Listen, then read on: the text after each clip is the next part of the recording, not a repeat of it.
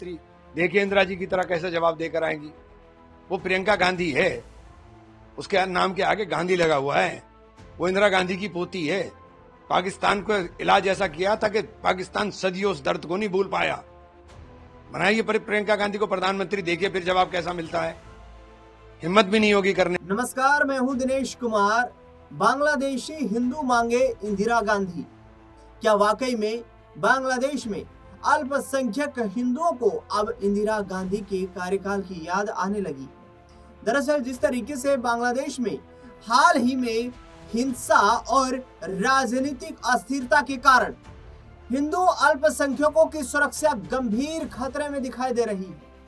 दीपू चंद्र दास की जिस तरीके से हत्या की गई, शेख हसीना सरकार के पतन के बाद इस्लामी के कट्टरपंथियों के हमले लगातार बढ़ रहे हैं, जिससे कई हिंदू परिवार बांग्लादेश में विस्थापित हो चुके हैं। हिंदुओं पर अत्याचार नहीं रोक पाने वाला बांग्लादेश म्यांमार से आए हुए रोहिंग्या मुसलमानों को बांग्लादेश में बसाने का दावा करता है। दरअसल जिस तरीके से बांग्लादेश में हालिया हिंसा में हिंदुओं को निशाना बनाए जाने की घटनाओं ने देश में अल्पसंख्यकों की सुरक्षा को लेकर गंभीर सवाल खड़े कर दिए हैं। बता दें आपको कि पिछले करीब 1 साल से अधिक वक्त से बांग्लादेश में राजनीतिक अस्थिरता है। इंकलाब मंच के भारत विरोधी नेता शरीफ उस्मान हादी की हत्या के बाद बांग्लादेश में भड़की हिंसा में भारत विरोधी भावनाएं फैलाई जा रही है और अल्पसंख्यकों को टारगेट किया जा रहा है। हिंदू युवक दीपू चंद्र दास की हत्या इसका सबसे बड़ा और भयावह हालिया बांग्लादेश का उदाहरण है।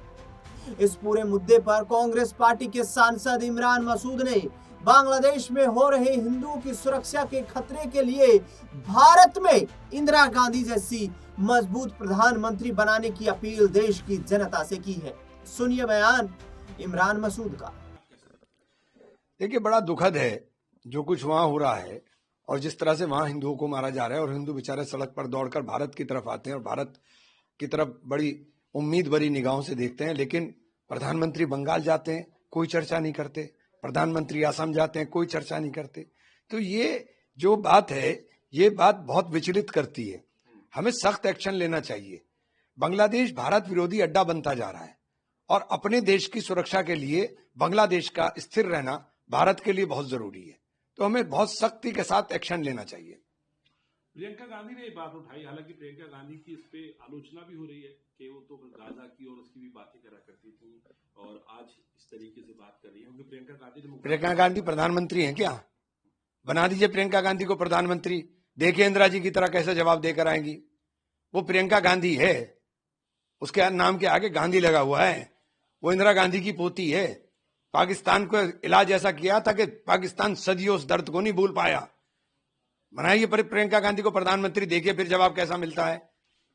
हिम्मत भी नहीं होगी करने की। तो प्रियंका गांधी के अलावा राहुल गांधी भी निशाने पर हैं। राहुल गांधी ने साफ तौर पर कहा, जो सब जर्मनी के दौरे पे हैं, जर्मनी के दौरे के अंदर उन्होंने कहा कि बीजेपी कैप्चर कर रही है इंस्टीट्यूशंस को, रूलिंग पार्टी एलिमिनेट कर रही है, कॉन्स्टिट्यूशन को खत्म कर रही है। ये भी उन्होंने कहा कि इंडिया ने जो है सारी प्रोडक्शन हैंडओवर कर दी है चाइना को, हम सिर्फ ट्रेडिंग कर रहे हैं और ये बड़ी एमएसएमई छोटे जो उद्योग है वो इसके अंदर जो है। देखिए, इन्होंने पूरा का पूरा, जब राहुल जी बोलते हैं ना, तो राहुल जी की बात को अगर आप गंभीरता के साथ और गहराई के साथ सोचें तो आपकी समझ में आएगा। आपने पूरी उत्पादन क्षमता जो थी हमारी उसको गिरा दिया है। हम कंज्यूमर बेस्ड इकोनॉमी बन के रह गए हैं। हमारा देश सिर्फ उपभोक्ता बनकर रह गया है।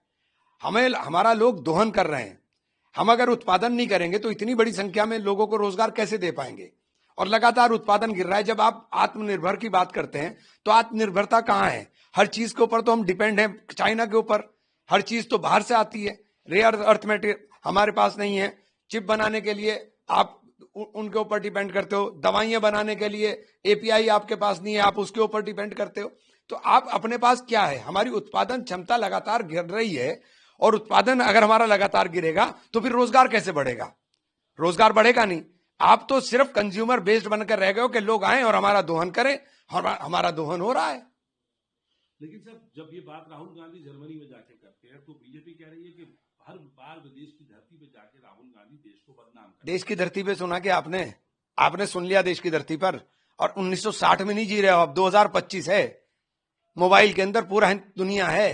राहुल गांधी गांव के अंदर बोले हिंदुस्तान के, या जर्मनी के अंदर जाकर के अंटार्कटिका के ऊपर बोलेंगे, पूरी दुनिया सुन लेगी और पूरी दुनिया देख लेगी। ये टेक्नोलॉजी का जमाना है।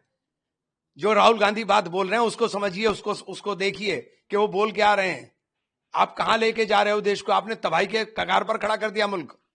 ये भी बात हुई कल बीजेपी के जो अध्यक्ष हैं जेपी नड्डा साहब, वो गए छत्तीसगढ़। उन्होंने कहा कि जो 2013 में वहां नक्सली हमले के अंदर जो कांग्रेस के नेता मारे गए थे, वो दरअसल कांग्रेस के नेताओं की ही प्लानिंग थी और इंटरनल तरीके से इस चीज को किया गया। बेहया और बेशर्म लोग हैं ये, क्योंकि इनकी शहादत तो हुई नहीं कभी। ना तो जंग आजादी में इन्होंने शहादत दी, ना इन्होंने आतंकवाद में शहादत दी, ना इन्होंने नक्सलवाद में शहादत दी। कांग्रेस ने जंग आजादी के अंदर शहादतें दी, कांग्रेस ने आतंकवाद की लड़ाई के अंदर अपने नेताओं की शहादत दी, कांग्रेस ने नक्सलवाद के साथ लड़ाई में अपने लोगों की शहादत दी। तो शहीद का दर्द क्या होता है ये वही जानता है जिसने शहादत दी हो। इन्होंने शहादत नहीं दी है, इन्होंने तो नफरत के नाम पर राजनीति खड़े कर करके अपना सत्ता हथिया ली है, इसके अलावा कुछ भी नहीं है। इन्हें शहीद के दर्द का नहीं पता है, उनके परिवारों का दर्द का एहसास है उनको। ये कभी जिंदगी में सोच भी नहीं सकते उस दर्द को, जिस दर्द को प्रियंका गांधी ने, राहुल गांधी ने सहा है, जिस दर्द को वीसी शुक्ला की फैमिली ने और हमारे जो मंत्री थे उनकी फैमिली, मोहकम साहब की फैमिली ने, उन्होंने सहा है। ये उस दर्द का एहसास भी नहीं कर सकते। हमारे लोगों ने शहादत दी है। अरावली की माइनिंग को लेकर वहीं दूसरी ओर बांग्लादेश की सरकार रोहिंग्या शरणार्थियों को शरण देने, मानवीय अधिकारों की दुहाई देने में जुटी हुई है। हाल में जो हिंसा बांग्लादेश में हो रही है उसमें कट्टरपंथी संगठनों और मोहम्मद यूनुस की अंतरिम सरकार के डबल गेम पर गंभीर सवाल खड़े हो रहे हैं। यूएन यानी कि यूनाइटेड नेशन संयुक्त राष्ट्र में भी इस मुद्दे को उठाने की बात भारत कह चुका है। सबसे पहले बात कर लेते हैं कि आखिरकार दीपू चंद्र दास की, जो कपड़े की एक फैक्ट्री में काम करता था और किराए के मकान में रहता था, भीड़ ने उस पर इस निंदा के आरोप में हमला कर दिया और पीट कर उसकी हत्या कर दी, उसे मार डाला गया। उसकी हत्या के बाद कट्टरपंथियों ने उसके शव को पेड़ से लटकाकर आग लगा दी। ये राजनीतिक अस्थिरता नहीं तो फिर और क्या दर्शाता है? दरअसल बता दें आपको कि लगातार बांग्लादेश में जो घटना की खबरें सामने आ रही है वो वाकई चिंताजनक विषय है। मोहम्मद यूनुस सरकार को लेकर विपक्ष लगातार हमलावर है और बांग्लादेश में लोकतंत्र बहाली की दुहाई दे रहा है। लेकिन क्या इन चरमपंथी कट्टरपंथियों के इन अत्याचारों पर मोहम्मद यूनुस लगाम लगा पाएगा? ये देखना बेहद दिलचस्प रहेगा। कांग्रेस पार्टी के सांसद इमरान मसूद ने जिस तरीके से बयान दिया कि 1970 का वो वक्त याद करिए जब इंदिरा गांधी ने पाकिस्तान को 2 टुकड़ों में काट दिया था और बांग्लादेश में हिंदू और मुसलमान सकुशल रह रहे थे। आज भारत में वैसे ही प्रधानमंत्री की आवश्यकता है जो बांग्लादेश और पाकिस्तान जैसे इन पड़ोसियों को ये दिखा सके कि यदि हिंदुस्तान या हिंदुओं पर किसी तरीके की कोई घटना होती है तो फिर भारत उस मुद्दे पर दखल अंदाजी करेगा। इस खास रिपोर्ट में फिलहाल इतना ही। अपनी राय प्रतिक्रिया कमेंट बॉक्स में जरूर पेश करें।